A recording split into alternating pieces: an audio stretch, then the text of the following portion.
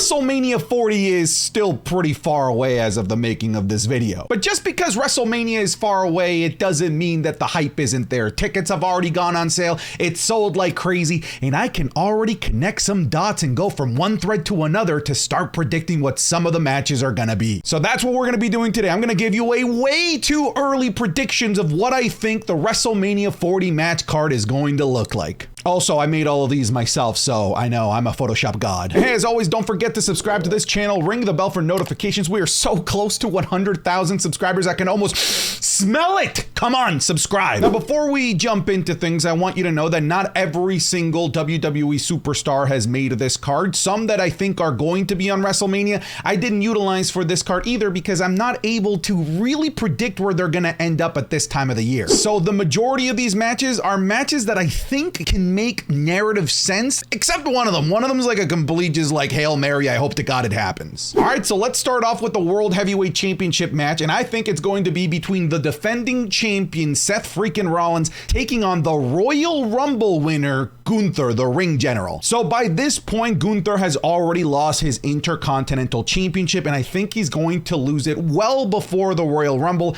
I'm going to guess either at this coming up Fastlane or Survivor Series, but I think it's going to set him up to have a major appearance at the Royal Rumble and winning the whole damn thing and going immediately after Seth Rollins' World Heavyweight Championship. The nice thing about the Royal Rumble is that we don't need that many narrative threads leading up to it to make a reason for these guys to have a match. I mean, the Royal Rumble winner automatically gets one. That to me is storyline enough. And look, it's about time that a true heel wins the Royal Rumble. Here's a weird little factoid for you. The last 6 male Royal Rumble winners have been storyline babyface. Hell, including Brock Lesnar when he won, even though we all hated him and didn't want him to win. The last 6 have been good guys. It's about time that we have a true heel win the whole thing and challenge for a championship. And I can't think of a better true heel than the ring general Gunther. And hell, this match is going to be amazing regardless of what storyline we give it. Sure, let's give it a fun storyline. Let's put the back into this, sure. But let's face it, regardless of what the storyline is, this match can be a 10-star classic. I cannot wait to potentially see Gunther versus Seth Rollins. This match would be an absolute banger, and putting the stakes of the World Heavyweight Championship on the grandest stage of them all, either opening one of the nights or main eventing one of the nights of WrestleMania, would be absolutely fantastic. Next up, I have the United States Championship match, and I have LA Knight going in as the champion taking on Logan Paul. They've already planted the seeds for a potential feud between these two, and I think between these two on the microphone, it would be a tremendous amount of fun. In the ring, I think Logan Paul can potentially get the best out of LA Knight. Like, LA Knight is a fairly stiff, safe worker. Meanwhile, Logan Paul can do some bananas things. So I think that their different styles can actually mesh really, really well together, and they can end up having an absolutely banger match. I have the United States title on the line because I think that LA Knight's major rise on the Friday Night SmackDown roster is going to eventually catapult him to winning a title on Friday Night SmackDown. I don't think it's going to be a world title. I think we're overshooting here, and I think we're expecting too much from LA Knight, but I think winning the United States Championship, bringing it to relevance, making it a title that people want to know what's going to happen to it because it's around LA Knight's waist, would be a great decision. And I think a great matchup to get eyeballs on WrestleMania, to make us be concerned about LA Knight potentially dropping the title, would be Logan Paul. I think the WWE at some point needs to pull the trigger on Logan Paul carrying a championship so that he can show it off at all of the media appearances that he does, on his podcast, everywhere that he goes. And I think the United States Championship is going to be just that. So this isn't a predictions on who's going to win, but I wouldn't be surprised if Logan Paul does win this if they put him in this match. But overall, I think that this is a great idea. To me, it's pretty obvious that this is where the Women's World Championship is going. I think it's going to be champion Rhea Ripley holding it for the entire year, taking on the challenger Becky Lynch. And I don't think many of you are going to like this, but I think Becky Lynch becomes the first 2-time Women's Royal Rumble winner, and this is how she gets to this point. Now, the WWE has already done a great job of keeping these two ladies apart from one another. other. But let's face it, right now on the Monday Night Raw roster, there is no one that has the star power to legitimately contend against Rhea Ripley, let alone have a match at WrestleMania for the Women's World title. The only one is named Becky Lynch. And WWE has done a great job of keeping them separate by most likely sending down Becky Lynch for several months to NXT to win the NXT Women's Championship down there and help elevate the women's roster on NXT and help elevate that title and get ratings on the NXT show on USA. But ultimately, like, this is where the collision course is going. It is heading towards Rhea Ripley versus Becky Lynch. I'm so confident that this is going to be one of the matches at WrestleMania. Next up for the Intercontinental Championship, we have the champion Drew McIntyre taking on Sheamus. I think once Gunther loses the Intercontinental Championship that it's going to bounce around a few places. I wouldn't be surprised if Chad Gable does beat Gunther for the Intercontinental Championship, and maybe at a later Premium Live event he loses it to a heel Drew McIntyre. To me, all of the clues on Monday Night Raw state that Drew McIntyre at some point is going to snap and turn heel, and I think him turning his eyes to one of the most beloved babyface on the roster and taking that prize that he worked so hard to get would be great heel heat for Drew McIntyre. And hell, we've all been begging for the WWE to put the championship on Sheamus, and what better way to pull the trigger on making Sheamus a true Grand Slam champion and giving him the Intercontinental Championship than having him beat his former best friend Drew McIntyre at WrestleMania 40. I don't know how we put these two guys together. I don't think that'd be very hard narrative-wise because they already have such a history, but I do think it makes sense having Drew McIntyre be the champion and being a strong heel champion going into WrestleMania and pulling the trigger on Sheamus winning the thing at WrestleMania 40. This is the worst kept secret in the WWE today. To me, it is so wildly obvious that the WWE is planning for a collision course for Bianca Belair versus Charlotte Flair for the WWE Women's Championship at WrestleMania. And don't be surprised if this is the night one main event as well. Look, if you look on SmackDown, the entire women's roster is treated like fodder and disrespected unless your name is Bianca Belair and Charlotte Flair. The current champion, Iyo Sky, is treated like a third wheel in this, I guess, storyline between Charlotte Flair and Bianca Belair. The previous champion, Asuka, was treated like a third wheel in a storyline between Bianca Belair and Charlotte Flair, and they're beating everyone. They beat the women's champions. They beat the women's tag champions. This is where it's going, and I think it's going to be a fantastic match. But God, I hate just how obvious they've been about it. Yeah, this is to me the most obvious match that's going to happen at WrestleMania 40. This is a match that we're all clamoring for as well, and I think these two are clamoring for it as well. I think it's going to be Jey Uso taking on Jimmy Uso for pure pride, no titles on the line at WrestleMania 40. Brother versus brother, blood versus blood, like the story tells itself, and of course these two already have a history of going up against one another after what happened at SummerSlam and the subsequent Friday Night SmackDown, and of course like their decades of being tag team partners together. Like, this could end up being the most narratively cohesive and best narrative of the entire show. I think this could be an absolutely fantastic match, and I cannot wait for Jey Uso versus Jimmy Uso. I'm very confident that this is going to happen. All right, for this next one, you have to play along with me, okay? All right, this is a fantasy match, but I think we can make it happen, and I think we can make it make sense.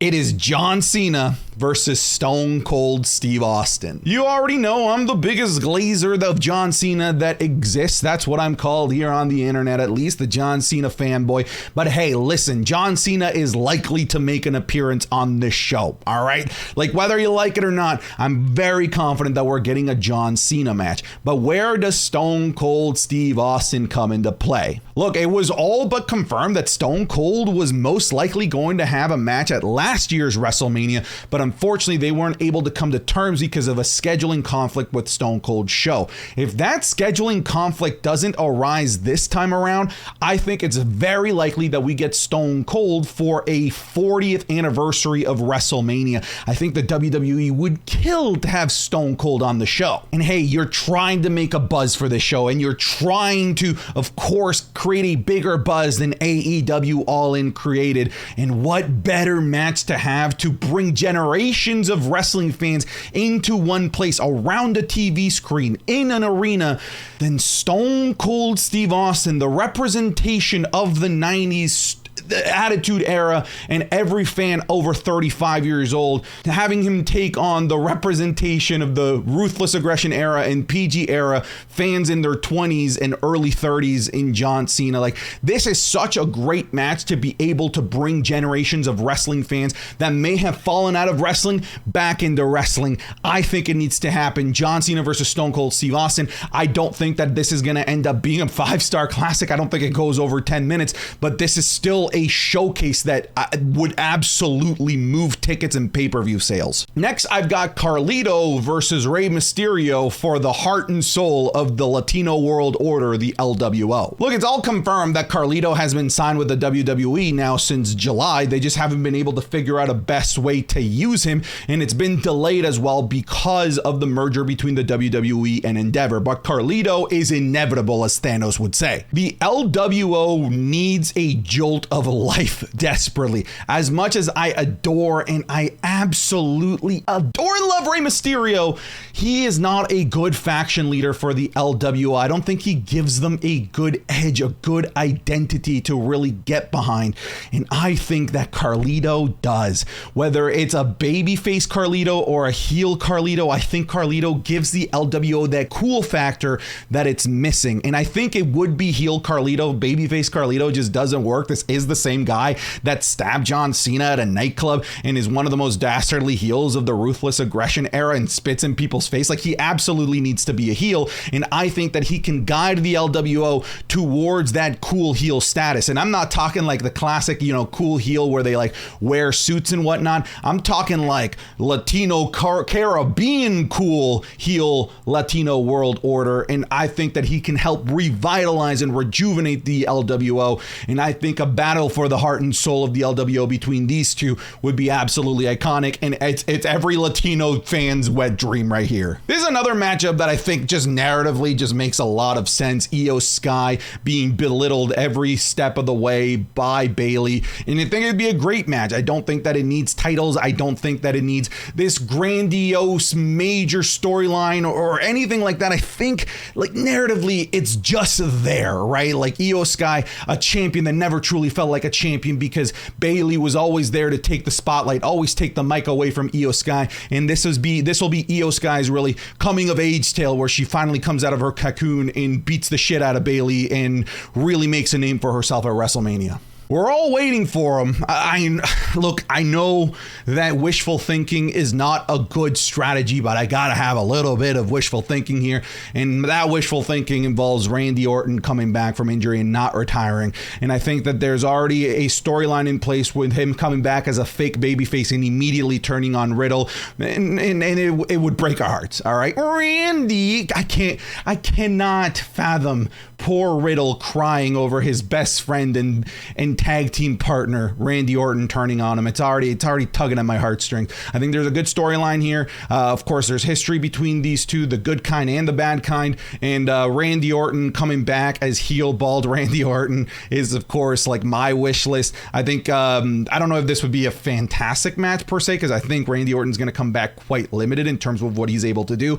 Wouldn't be surprised if he's forced to retire the RKO because he's constantly landing on his back when he does it, or maybe it just becomes like a really rare move that he does. And I'm getting off track here. I think this match at WrestleMania makes a lot of sense. Now, at first glance, you might think that this doesn't make sense. Brock Lesnar versus Solo Sikoa, but I think that there's a really easy narrative thread as to how we get here. Not only is this a easy narrative thread, but I think this is a nice full circle for a year-long storyline. I guess I'm kind of spoiling the end of this video, but I think at one point or another, Cody Rhodes is going to reignite his rivalry with the Tribal Chief Roman Reigns. And of course, he's going to be outgunned, he's going to be outnumbered, and just like Monday Night Raw after WrestleMania, Brock Lesnar is going to come out to the aid of Cody Rhodes. But after Cody Rhodes and Brock Lesnar have gone through hell and back, Brock Lesnar is not going to turn on Cody Rhodes and attack him. Instead, he's actually going to help him and even the odds and take out or attack the likes of Solo Sikoa to make it a bit more of an even matchup between Cody Rhodes and Roman Reigns. Reigns. I think that this is how we get to Brock Lesnar versus Solo Sikoa. I think it makes sense. Obviously, like, we need to see it play out because I'm not doing justice in terms of explaining it very well, but I think it does make sense, at least in this weird head of mine. I think Judgment Day carries these titles for a while and defends them in the actual tag team division, and I think they go into WrestleMania as the champions and end up taking on the very beloved Alpha Academy. Hopefully Alpha Academy would win this matchup, giving Alpha Academy, and of course especially Chad Gable, a special moment at WrestleMania after working for months and months and months and putting on amazing matches. I think that this would be a good culmination and a big victory for somebody like Chad Gable. And of course, last but not least, you saw this one coming. It's so obvious that this is what they're doing. Cody Rhodes versus Roman Reigns for the WWE Undisputed Universal Championship.